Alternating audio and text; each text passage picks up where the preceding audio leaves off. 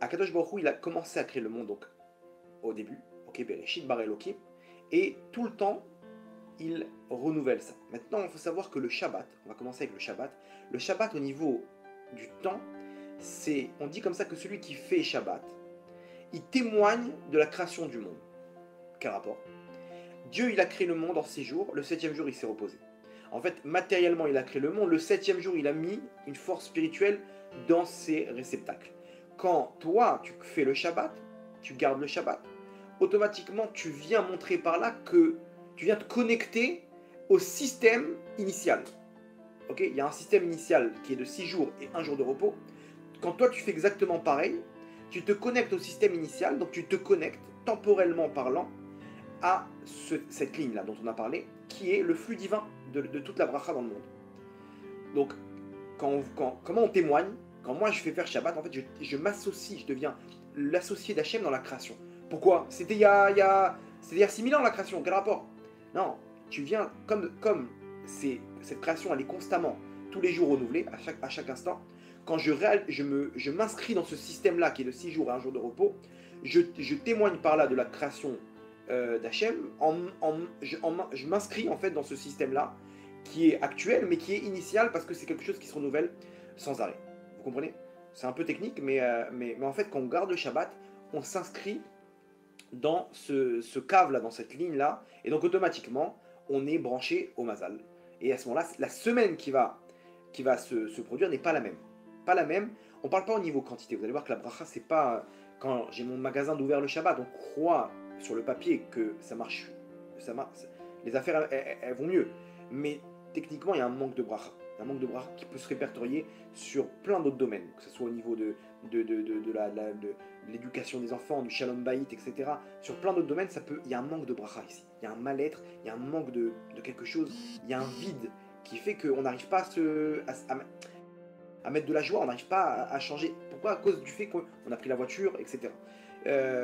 Ça paraît anodin, mais faut savoir qu'il y a quelque chose dans les mondes d'en haut, il y a quelque chose spirituellement il y a une cassure, il y a une fracture ici, qui fait qu'on est débloqué on est débranché de ce flux spirituel. C'est ce qu'on dit donc, que le Shabbat, qui imekor aberacha, c'est la source de toute la bracha. Pourquoi? Parce que quand tu fais le Shabbat, donc tu te reconnectes à ce flux-là, à cette bracha, et donc c'est ça la source de la bracha. Quand tu fais le Shabbat, tu te connectes à la source, ni plus ni moins. Ni plus ni moins, Shabbat c'est pas un repos. On peut expliquer ça sur le plan physique, etc. Il y a je sais pas, des psychologues, ils vont vous expliquer, des neurologues, ils vont vous expliquer comment c'est bien de reposer son cerveau, de se reposer, etc. Et tous les goïms, ils nous ont copié, que ce soit le dimanche ou le vendredi, ils ont copié un jour de repos. Mais qui aurait parié qu'un jour de repos, ça les gens, techniquement, tu veux rajouter encore plus dans ta semaine. Et là, on te dit, tu t'arrêtes. Un jour, tu t'arrêtes, tu touches à rien, tu te déconnectes, ok? Et ce qu'on te dit maintenant, les travaux interdits, sont ni plus ni moins des choses qui vont te connecter à la bracha. Donc, spirituellement parlant, quand quelqu'un il fait Shabbat, il arrive à un niveau spirituel que sa semaine, même s'il ne va pas le voir tout de suite, vous pouvez demander à des gens qui ont commencé à prendre sur le Shabbat. J'ai quelqu'un qui m'a raconté qu'à partir du moment où il a commencé à prendre sur le Shabbat, qu'il a fermé son entreprise, etc., il a eu des épreuves terribles. Terribles. Il a eu des trucs, des problèmes médicaux, etc., juste avant le Shabbat. Il a dit, il s'est adressé comme ça à Hachem. Il a dit à Hachem, je ne sais pas ce qu'on me veut maintenant, le monde il peut s'écrouler, je ferai mon Shabbat. S'il faut y passer, j'y passerai, mais je ferai mon Shabbat. Le premier Shabbat qu'il a pris sur lui. Il raconte que c'était le seul Shabbat où il a souffert. Ses affaires, elles ont relancé. Il m'a dit, Rav, je vous témoigne que depuis que j'ai pris sur moi le Shabbat, mes affaires ont... J'avais des affaires ouvertes le Shabbat, je galérais tout le temps à finir les fins de mois. Alors que j'avais du chiffre d'affaires. J'avais du mal à payer, etc. Il m'a dit aujourd'hui, tout roule à partir du moment où j'ai pris sur moi le Shabbat. C'est illogique. Illogique, mais en fait maintenant on comprend bien le système. C'est qu'avant, il y avait beaucoup de matérialité, mais il n'y avait pas de neshama, il n'y avait pas de flux spirituel, donc ça marchait pas. Ça allait pas très loin. Aujourd'hui ça marche. Pourquoi? Parce qu'il y a une réussite qu'Hachem il est dans les affaires. J'avais comme ça à la yeshiva, hein, où j'étais, j'avais un ami avec qui j'étudiais. Il m'a dit, je suis désolé, je te laisse, j'ai mon oncle qui arrive, il a rendez-vous avec le Rav. Ok, il m'a dit, je te raconterai une histoire de fou. Ok, bon, il revient, il me dit, incroyable, je te raconte, il m'a dit, tu vas tomber par terre. Il m'a dit donc, j'étais avec mon oncle dans le bureau. Il m'a dit, je t'explique, mon oncle, il fait pas Shabbat, ne lui parle pas de Rav, rien du tout. Il a une boucherie et il devait mettre la clé sous la porte. Ça y est, ça fonctionne pas, etc. Il vendait du cachère, du pas cachère, il ouvrait le Shabbat, etc. Et il a fait une demande de prêt à la banque pour pouvoir relancer ses affaires. Ça n'a pas été accordé, il a fait un appel. Mais bon, il attend la réponse, mais bon, les gens, ils ont plus confiance en lui, etc. Et ils ont... comment dire ça y est, quoi, une affaire qui tourne plus, personne n'a envie d'investir là-dedans. On lui a dit, tu sais quoi, va voir un rave, va prendre une bracha, qu'est-ce qu'il y a? Bon, son neveu, il était à Yeshiva, il s'est dit, tu sais quoi, tu peux me donner un rendez-vous avec ton rave, j'aimerais bien m'entretenir avec lui, pour prendre une petite bracha. Et il commence à raconter sa vie, etc., tous les problèmes qu'il a, etc. Le rave tout de suite lui dit, écoute, tu sens qu'il y a un manque de bracha dans ta vie, c'est ça? Il dit, oui, totalement. Il dit, ok, il y a écrit que quand il n'y a pas de bracha, il faut voir la source. La source, c'est quoi? C'est le Shabbat. C'est le Shabbat qui te donne la bracha pour toute la semaine. Ok. Et donc il dit, j'imagine que tu fais pas Shabbat. Il dit, oui. Et donc tu es ouvert le Shabbat. Donc si tu prends sur toi de fermer, je peux t'assurer et te signer que ta boucherie, elle va repartir. Et là, il regarde son neveu, et c'est une blague. Aujourd'hui, 7 jours sur 7, j'arrive pas à m'en sortir. 6 jours sur 7, vous pouvez m'expliquer comment ça a marché? Non, c'est une question de bracha. Quand tu as la bracha, tu peux travailler même 1 jour sur 7, tu peux réussir. Quand tu n'as pas la bracha, même si je te mets 30 jours dans la semaine, tu ne réussiras pas. Quand tu es avec Hachem, Hachem il a décrété que tu reçois ton argent, que tu dois réussir, il n'y a rien qui peut t'arrêter. Il n'y a rien qui peut t'arrêter. Quand Hachem il a décidé que tu ne réussis pas, tu peux prendre les meilleurs conseillers, tu peux prendre tout ce que tu veux, ça ne marchera pas. Il lui dit alors, prends sur toi et je t'assure que le reste, ça va fonctionner. Il dit, mais Rav, comment je vais faire? Je peux pas, j'ai même pas de quoi relancer. Il n'y a rien à faire, j'ai aucun scénario. Je lui dis, sois un homme, fais rentrer Hachem dans la partie, et confiance. Mais fais-moi confiance, allez, sois un homme. Lève les manches et prends sur toi. Ok Rav, c'est bon, vous m'avez convaincu, je prends sur moi. Et tu tapes, et je tape. Il a tapé sur la main du Rav, il lui dit Rav, ok, bracha v'atzlacha be'ezrat Hashem. Il finit de parler, son téléphone qui sonne. Mon ami me raconte, j'étais témoin. La banque qui appelle de France. Il dit Rav, je suis désolé, c'est la banque. Bonjour, juste pour vous annoncer que l'appel de votre crédit a été accepté et dans les prochaines heures, vous allez recevoir la demande de votre prêt, la somme de votre prêt. Il vient de recevoir le prêt et le Rav lui dit maintenant, tu sais ce qu'il te reste à faire. Il a fermé le Shabbat, il a arrêté de vendre de la nourriture, donc pas cachère, et aujourd'hui, il a ouvert sa deuxième boucherie. En espace de 2 ans, il a ouvert une deuxième boucherie. Juste pour vous dire la portée des choses. Donc c'est vrai, maintenant il a 12 jours de chiffre d'affaires. Vous avez vu le scénario? Il était à 7 jours de chiffre d'affaires. Il a enlevé un jour, Hachem lui a mis encore 6 jours. Il est maintenant à 12 jours de chiffre d'affaires parce qu'il a 2 boutiques, 2 boucheries. Donc ici, il n'y a pas de logique. Il y a une seule logique, c'est celle qu'on vient d'expliquer. Quand tu es branché à ce flux spirituel, tu as Hachem avec toi, tu es branché directement à l'origine du flux qui est Hachem, et donc tu as la bracha. Okay, il n'est pas sûr qu'on le voit tout de suite, parce qu'il y a un libre arbitre. Vous comprenez bien que chaque personne qui va prendre sur lui le Shabbat, elle va, si tout de suite elle va réussir dans ses affaires, les gens comme des zombies, comme des robots, ils vont tous prendre sur le Shabbat. Hachem il veut pas de robots, Hachem il veut des hommes qui ont choisi de prendre sur le Shabbat, et donc on voit pas tout de suite des résultats. Même quelqu'un qui ne fait pas Shabbat, on va voir au contraire qu'il réussit. Comment c'est possible? Voilà, il fait pas Shabbat, il cartonne. Attends, ça veut pas dire qu'il cartonne. À la fin des fins, on interroge cette personne-là entre 4 yeux et on lui dit est-ce que tu es heureux dans ta vie? Vous allez voir que c'est pas le cas pour tout le monde. C'est pas le cas pour tout le monde et généralement ils remboursent ce qu'ils ont pris de Shabbat. Bref, il n'y a pas de secret. Quand tu es dans le Shabbat, temporellement parlant, tu es connecté. Il y a un temps dans la semaine où tu te connectes avec ce flux divin et donc ta semaine elle prend une autre tournure. Elle prend une autre tournure dans tous les domaines. C'est pas au niveau Parnassa, hein, c'est dans tous les domaines. Alors regardez maintenant, vous allez comprendre, nos sages sur ceux qui font pas Shabbat, ils sont un peu stricts. Avant d'expliquer tout ça, si je vous avais dit ce qui est dit dans la Halacha et dans la Torah orale, vous aurez eu peur. Je vous le dis maintenant, et après on va expliquer maintenant par rapport à ce qu'on a introduit. Il y a écrit 7 fois dans le Shulchan Aruch, dans la Halacha, que celui qui ne fait pas Shabbat, Areu kegoy lechol davar. Il est comme un goy, comme un non-juif. C'est-à-dire qu'il est comparé à un non-juif. Le mec, il fait pas Shabbat. Il va à la Sina. Il complète pas le minyan. L'autre, il dort dans le même minyan. Ok, mais il fait Shabbat. Il complète le minyan de 10 personnes.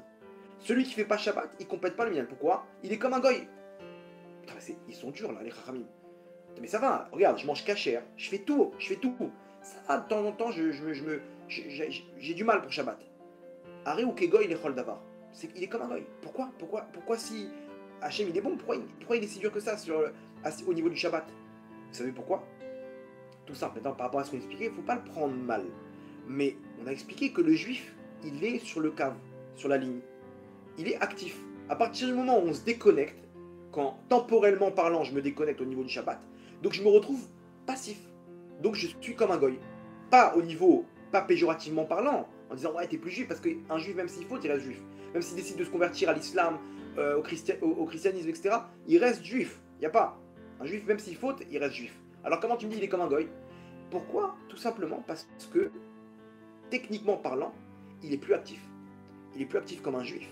Il est passif. Parce que il est plus lié à cette ligne-là, parce qu'il est déconnecté. Temporellement, il est déconnecté parce qu'il ne garde pas le Shabbat. Donc, vous voyez que, en fait, c'est pas péjoratif. C'est juste, t'avais une arme ici. T'as une arme maintenant, on te l'a enlevée. Quand tu fais plus le Shabbat, t'as plus cette arme-là. Donc ici, le Shabbat, c'est un cadeau d'Hachem. Hachem, il a dit à Moshe, j'ai un cadeau qui s'appelle le Shabbat, je veux que tu le transmettes à mon peuple.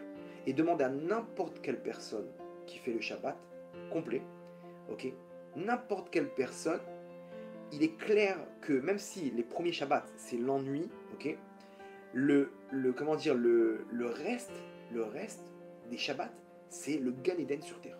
Tout le monde peut confirmer, je sais pas, mais c'est un kiff. Et mieux que ça, c'est un moment familial, on est retrouvés comme ça autour d'un bon repas, sans téléphone, sans rien du tout. Mais même prenez un goy, vous l'amenez à votre table de Shabbat, mais il tombe amoureux du Shabbat. La nourriture, c'est pas la même. Je sais pas si vous captez, mais quand, je sais pas, en Israël en tout cas, c'est comme ça, quand on revient de la Sina, on monte dans les escaliers, chaque étage, il y a une nouvelle odeur. Des odeurs de pain, de poisson, de trucs, des machins, les odeurs du Gan Eden. Je sais pas si vous avez déjà remarqué ça, mais c'est des odeurs du Gan Eden. Vous prenez le même plat en semaine, ça n'a pas le même goût. Manger une keila ou une daf en semaine, le mec il peut faire une syncope. C'est très dangereux. Il faut jamais goûter à ça en semaine. Le Shabbat, il y a une deuxième neshama. On sent mieux. Physiquement parlant, les choses elles sont beaucoup plus développées. Les sens d'une personne ils sont beaucoup plus développés. Il dort plus, il dort mieux, il mange plus. Comment c'est possible? Il y a quelque chose. Quand une personne elle goûte à ça, on peut lui proposer n'importe quoi au monde. Il n'est pas prêt à changer son Shabbat. Demandez à n'importe quelle personne. Faites-lui l'expérience c'est ça, Bill Gates. Bill Gates, il disait, avec l'argent, on peut acheter tout. Sauf un juif qui fait Shabbat. D'expérience, lui-même, il a une tonne d'ingénieurs juifs là-bas à Microsoft. Et d'expérience, il a dû leur proposer, des fois, de faire des heures supplémentaires le Shabbat. Rien à faire. Il a dû leur proposer des contrats et des augmentations et rien à faire. Un juif, le Shabbat, c'est une citation de Bill Gates. Tu peux proposer, l'argent il peut acheter tout le monde sauf un juif qui fait le Shabbat. Tu lui dis que je te donne 10 millions de dollars et tu transgresses le Shabbat, impossible. Comment expliquer ça au-dessus de la nature? Le mec il est connecté. À partir où tu es connecté avec Hachem, tu peux pas lui proposer des pommes de terre. Le mec il mange des petits fours, tu lui proposes des pommes de terre avec du sel. Tu dis goûte, c'est fini. Je sais pas comment t'expliquer, mais je peux pas. Je peux pas. Ok. Il y avait comme ça une histoire incroyable. Le Rav Yigal Cohen il racontait. Il a connu un étudiant qui est parti étudier dans une yeshiva à New York. Il lui a raconté que, vous allez voir que mieux que ça, mais il y a marqué Kol hame'aneg et Shabbat, celui qui fait de son Shabbat un kiff, ok. On lui donne nachala bli metzarim, on lui donne des biens sans frontières. C'est-à-dire que vraiment, il s'enrichit, il se retrouve avec une bracha incroyable. Et c'est-à-dire quoi qui fait son Shabbat? C'est-à-dire que maintenant, toi, il y a des choses que t'aimes manger, ta femme elle aime ça, tes enfants ils aiment s'habiller comme ça, etc. Fais-toi un kiff. Vous voyez, je sais pas, vous allez rentrer dans les familles religieuses, les mecs on dirait ils sont à un mariage. Les belles robes, des beaux habits, des tables, il y a même plus, tu vois même plus la nappe. De quelle couleur est la nappe, tu vois pas, il y a trop de salades, et trop de trucs. Et Hachem il te dit, écoute-moi bien, mon fils. Non seulement c'est sur mon compte, tout ce qui est prévu à Rosh Hashanah pour ta parnassa, c'est sans compter les frais de Shabbat, de Yom Tov, les mitzvot, Talmud Torah, etc. Shabbat, il te dit Hachem, c'est sur mon compte. Avance-moi, je te rembourse. N'aie pas peur. Tu veux mettre combien? 10 000 shekels par semaine? Alaï, sur mon compte. N'aie pas peur. Mieux que ça, si tu kiffes, plus tu kiffes. Plus moi, ta semaine royale. Tu t'enrichis, je m'occupe de toi. Comme tu t'es occupé de mon Shabbat, je m'occupe de toi. Et il racontait donc cet étudiant, il disait j'étais dans une yeshiva à New York. Maintenant ma famille elle est en Israël. Donc le Shabbat, il y a des Shabbats où on était à la yeshiva, des Shabbats où on était en dehors de la yeshiva. Maintenant là-bas il y avait une liste de personnes qui accueillaient les Bachourim qui n'avaient pas où passer Shabbat. Et donc il raconte il y avait une personne dans la liste, c'était un multimillionnaire. Le kiff d'être accepté chez lui, le Shabbat, c'était quand tu tombais dedans, c'était un Shabbat royal. Et dit, un jour, je suis tombé sur lui. Donc, c'était un petit peu au hasard, quoi. Il distribuait 2-3 étudiants là-bas, chez telle famille, etc. Et un jour, je suis tombé chez lui. Donc, je suis arrivé vendredi après-midi, je voyais, maintenant, une maison en plein cœur de Borough Park, mais un palace. Bon, waouh, quel kiff, etc. Et je voyais la femme de maison en train de préparer donc la table de Shabbat. Et je lui dis, est-ce que je lui ai proposé mon aide? Je lui ai dit, vous voulez que je vous aide, même bien qu'elle avait des gens, des femmes qui l'aidaient, etc. Je lui ai dit, je peux vous aider? Elle dit, avec plaisir mon fils, va prendre les, tu sais quoi, mets-moi les assiettes sur la table. Ok, donc il voit une pile d'assiettes comme ça en cristal, des trucs, une beauté. Il va pour prendre la pile, il dit, non, ça c'est pour les salades, ok. Regarde, tu vois dans la bibliothèque là-bas en bas, ok, prends la clé, ouvre, tu prends les assiettes qui sont là-bas. Il prend la clé, donc il y a les placards dans bas, quoi. Il ouvre, il voit, il raconte une lumière qui éblouit son visage. C'était quoi? Une pile d'assiettes en or. Il voit des assiettes en or comme ça. Chaque assiette, c'est un lingot d'or. Il se retourne comme ça. C'est un peu lourd, mais fais attention. Il prend les piles d'assiettes en or. Il comprend pas. Il se retourne, il dit c'est du vrai? Il dit ouais. Elle, pour elle, était pas étonnée, mais il était choqué. Il commence à poser des assiettes. Maintenant, c'était pas une table de 4 personnes. C'était une table là-bas, il y avait 20 personnes. Et il pose comme ça une vingtaine d'assiettes comme ça sur la table en or. Il devient fou. Il met la table là-bas, etc. Il voit maintenant des mets qu'il a jamais goûté de sa vie. Des trucs, ils font toujours à chercher des nouveaux trucs, etc. Des traiteurs et des machins. Il est devenu fou. Maintenant, le maître de maison là-bas, il est assis à côté de lui, et il lui dit, je vais te faire goûter le vin qui vient du Gan Eden. T'es prêt? Il lui sort une bouteille, ok. Il lui dit, cette bouteille-là, ok, elle vaut 10 000 $. Pour Shabbat, c'est minimum une bouteille à 10 000 $. Ok. Donc il lui verse un verre. Donc le verre, combien il vaut? 1 000 $ à peu près. Ok. Il raconte, il dit, j'ai maintenant 1 000 $ dans la main. Il s'est dit, dommage, donne-moi ça en espèces, j'ai m'en fiche moi du... Non, goûte. Il dit, non, je m'y connais pas en vin. Mais quand j'ai goûté, j'ai senti que ma Neshama, elle était déjà au Gan Eden. J'ai goûté au Gan Eden, c'était quoi ce vin? Il a versé là-bas à tous les invités une bouteille. Le lendemain, il y avait la même bouteille. Et j'ai craqué, je lui ai dit, expliquez-moi d'où ça vient toute cette bracha. Il dit, écoute bien, ce que tu vois, ça vient du Shabbat. Et à partir du moment où on a entendu, ma femme et moi, que celui qui embellit le Shabbat, qui kiffe son Shabbat, Hachem il s'occupe de lui, on a pris sur nous cette mitzvah. Et c'était très dur. On a commencé, on n'avait pas un centime. Et pourtant, on empruntait de l'argent et on achetait des petites choses au fur et à mesure. Et après, c'était quoi le but? Le but, c'est de s'améliorer, toujours de faire encore plus. On ne pouvait pas se laisser maintenant à des bouteilles à 500 $ de vin. Non, il fallait encore plus, etc. Il a pris sur lui cette mitzvah et il dit aujourd'hui, tout ce que tu vois là, c'est rien. Si tu vois le nombre d'affaires que j'ai, tout ça, c'est le Shabbat qui me l'a donné. Baruch Hashem, mes enfants, ils sont tous dans les yeshivot. Tout va bien, tout se passe bien dans tous les domaines. Il dit ça, c'est le cadeau du Shabbat. Il a dit, j'ai vu de mes yeux la bracha du Shabbat. Et lui-même, il a dit ça, c'est le Shabbat. Moi, j'y suis pour rien.